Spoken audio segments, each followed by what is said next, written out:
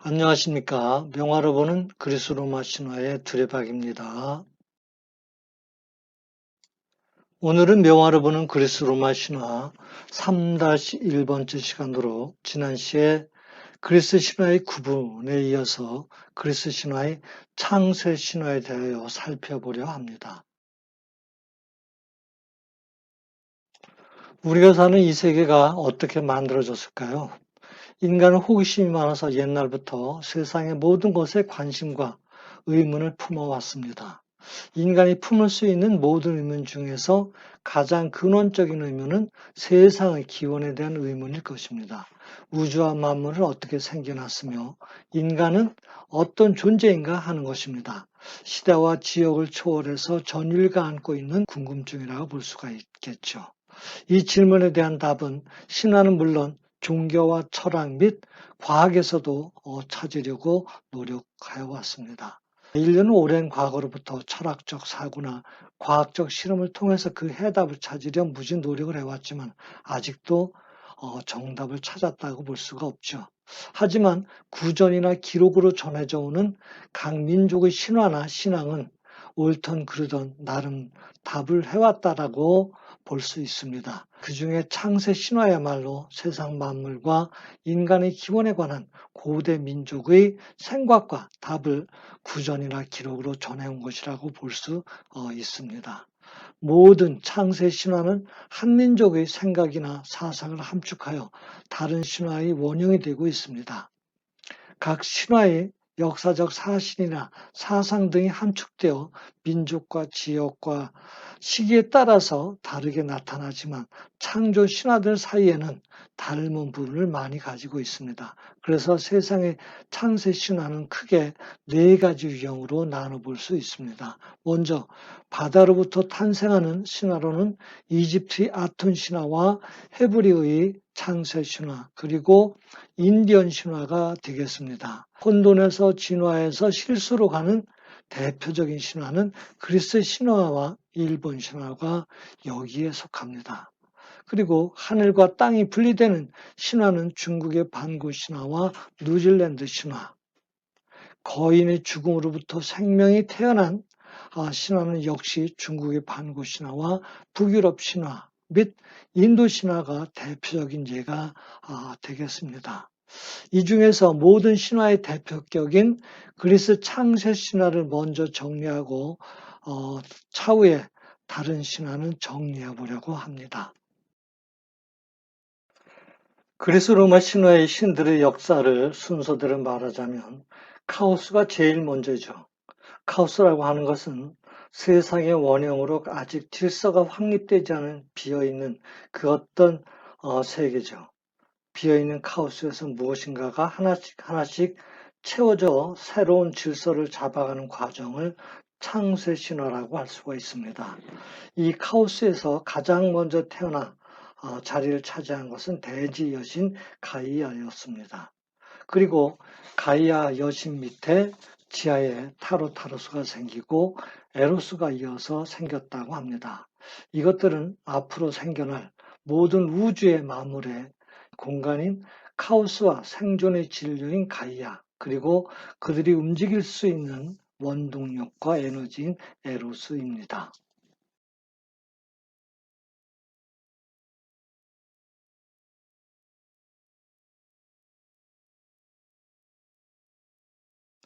이로써 카오스와 가이아 그리고 타로스와 에로스 등 우주 만물과 신들의 탄생의 가장 기본적인 조건이 갖춰진 것이겠죠. 카오스가 밤의 여신 닉스와 그윽한 어둠의 신 에레보스를 낳습니다.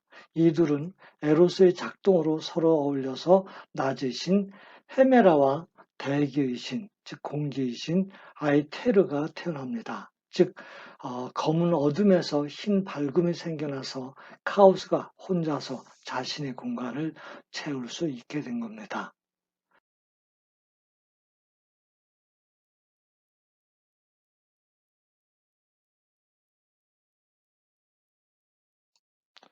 이로써 밤과 낮 그리고 어둠과 공기가 만들어졌습니다. 밤의 여신인 닉스는 혼자의 힘으로 문명의 여신인 모이라의 세자매와 신의 분노를 상징하는 네메시스, 석양의 낙원에서 황금 사과를 지키는 에스페리데스, 그리고 불화의 여신인 에리스를 낳습니다. 타로타로스가 카오스에서 형성된 지하세계의 깊은 곳을 상징하는 태초의 신이자 공간의 개념이라고 볼 수가 있죠. 제우스 신에게 반항한 신들이나 신에게 잘못한 인간들도 이곳에 갇히게 됩니다. 어머니인 가이아와 사이에서 티탄족 태풍의 어원을 가지고 있는 티폰과 그리스어 살무사라는 뜻을 가지고 있는 에키드나를 낳습니다. 특히 에키드나는 하반신은 뱀의 모양으로 많은 괴물들의 대목격이라고 합니다. 가이아는 혼자 힘으로 하늘의 신 우라노스, 높은 산맥인 우레아, 먼 바다인 폰토스를 낳습니다.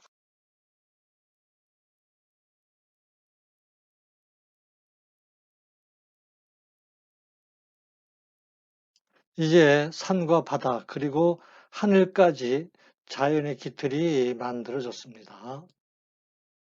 그 중에서 폰토스는 남성적인 힘입니다. 그래서 먼 바다에 힘차고 사나운 물결이 끊임없이 위력을 펼치며 많은 재앙을 잉태하는 능력이 있었습니다. 그래서 폰토스는 자신을 낳아준 가이아와 결합해서 바다의 괴물들을 낳습니다. 그 중에서 네레우스는 오케아니데스 중 한 명인 도리아와 결혼하여 50여 명의 딸들인 네레이데스를 낳습니다. 타우마스는 또 다른 오케아니디데스인 엘렉트라를 아내로 맞아서 하르피아와 이리스를 낳습니다. 하르피아는 사람의 얼굴에 새의 몸을 한 괴물이고 이리스는 무지개가 의윤화한 신으로서 신의 정령이라고 합니다. 호르키스는 누이 케토와 결혼하여 메두사를 포함한 불사의 고르고네스 세자매, 눈과 이빨을 같이 쓰는 노파들인 그라이 아이스 세자매, 그리고 헤스페리데스의 황금 사과를 지키는 머리가 100개 달린 용 라돈을 낳습니다. 에우리비아는 티탄 12신들 중 하나인 크리오스와 결혼하여 아스트라이오스와 페르세스 그리고 팔라스를 낳습니다. 이외에 인간의 얼굴을 한 세이레네스, 사자의 몸에 독수리 날개를 가진 스핑크스, 항해자들을 난관에 빠뜨리게 하는 크나큰 파도나 해오리를 형태를 띤 스킬라와 카리브디스 낳게 되는데 이들은 진퇴양난에 빠진 상황을 묘사할 때 쓰인다고 합니다. 이런 바다 괴물 가운데 네리데스, 하르피, 이리스, 메두사, 스핑크스 그리고 스칼라와 카리브디스는 우리에게도 친근한 바다의 괴물들이죠. 대지의 여신 가이아도 하늘의 신 우라노스와 어울려서 아들 6과 딸 6의 티탄족 12남매와 에눈박이 거인 키클롭스 삼형제, 손이 100개나 달린 해같은 케이레스 삼형제 등도 낳습니다. 6 아들 중 마지인 바다의 신인 오케아노스는 테티스와 합하여 3000개의 강과 3000명의 딸 오케아니테스를 낳습니다. 그 중에 아테나의 어머니인 메티스도 포함이 되죠. 둘째 아들인 하늘의 덮개 또는 친구라는 뜻을 갖고 있는 코이오스는 남매인 포이베와 결혼하여 후에 아르테미스와 아폴론을 낳는 레토와 그 다음에 아스테리아를 낳습니다. 셋째는 높은 곳을 달리는 자라는 뜻을 갖고 있는 히페리온으로 남매인 테이아와 결혼하여 높은 곳을 달리는 자인 태양의 신 헬리오스, 달의 여신 셀레네, 새벽신 에이오스 등을 낳습니다. 이들은 태초 신과 올림포스 신 사이에 해와 달의 신들입니다.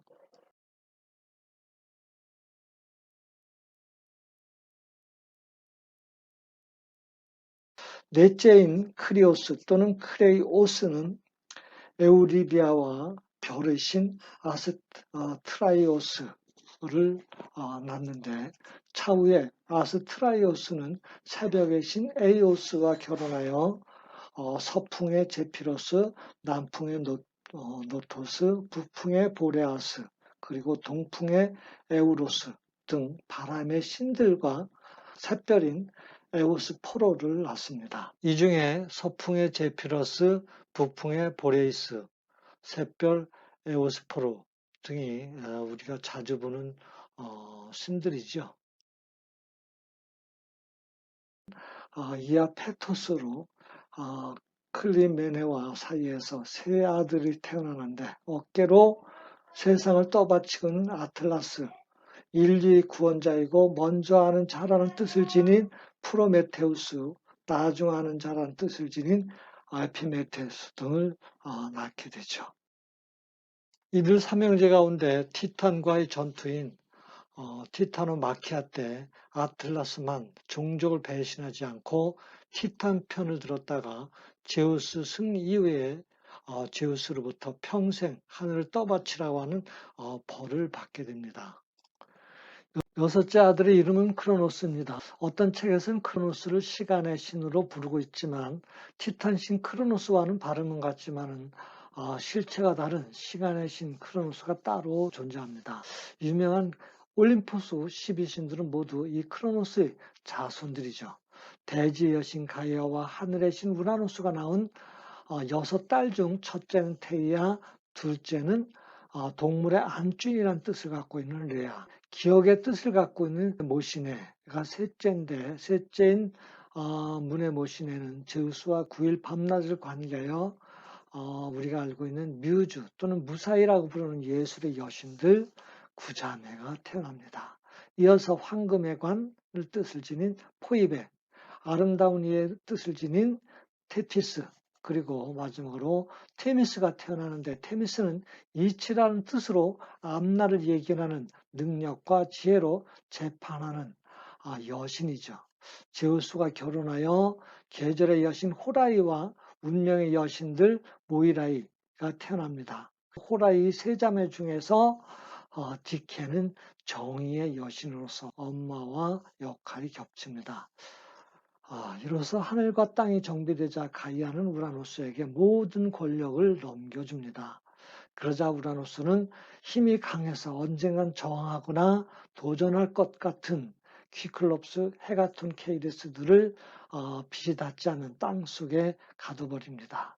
지하 깊은 곳은 가이아의 자궁으로 가이아는 자식들이 뱃속에 갇히자 답답해했고, 또 강한 모성으로 자식들을 구하기 위해서 우라노스에 대한 복수 계획을 자식들에게 밝힙니다. 그중 막내인 크로노스가 가이아가 만들어준 스키테라고 하는 낫을 가지고 밤이 되자 가이아의 몸에 생명의 씨를 뿌리기 위해서 몰래 들어온 아버지 우라노스의 생식기를 잘라서 바다에 버립니다. 거세 당한 우라노스가 힘을 잃고 크로노스에게 너도 자식들에게 권력을 빼앗길 것이라고 저주를 하며 타로스로 도망칩니다. 이때 티탄이라고 원망하면서 도망쳐서 이들을 티탄족이라고 부르게 됐다고 합니다. 티탄이라는 의미는 그리스어로 손을 뻗치다 라는 티타이노에서 왔다고 합니다.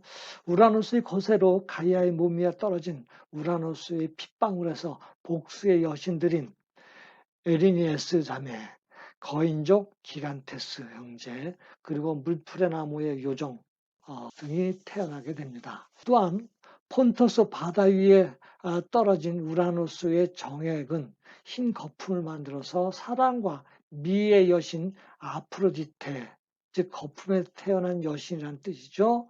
영어로는 비너스죠. 라틴어로는 베누스가 태어납니다. 우라노스의 거세는 가이아가 더 이상 출산이 없다는 것을 의미하여, 이제 드디어 시공간의 우주 만물이 모두 완성되었음을 의미합니다. 이로써 모든 천체가 운행할 우주와 신과 인간이 살아갈 지구에 하늘과 땅이 정비되고 어둠과 낮과 밤까지 천지창조가 끝났음을 의미합니다. 우주만물의 바탕인 대지 가이아가 아들이요 하늘신인 우라노스에게 권력을 넘긴 것은 바야흐로 신들의 시대가 열리게 되었음을 의미합니다. 하지만 우라노스가 배신하자 가이아는 손주인 크로노스의 힘을 빌려 우라노스를 거세하고 다시 권력을 크로노스에게 넘깁니다. 이는 티탄이라고 하는 새로운 지배층과 모계 사이에서 북의 사회로의 사회 권력 구조가 넘어감을 의미합니다. 하지만 이들 티탄 신족들이 그리스 신계와 사회의 주도 세력으로 영원히 남았을까요? 후편에서 계속됩니다. 끝까지 시청해 주셔서 감사드리고요. 다음 주제는 세계의 창세 신화로 다시 뵙겠습니다. 운동 많이 하셔서 건강 지키시기 바랍니다. 두레박이었습니다.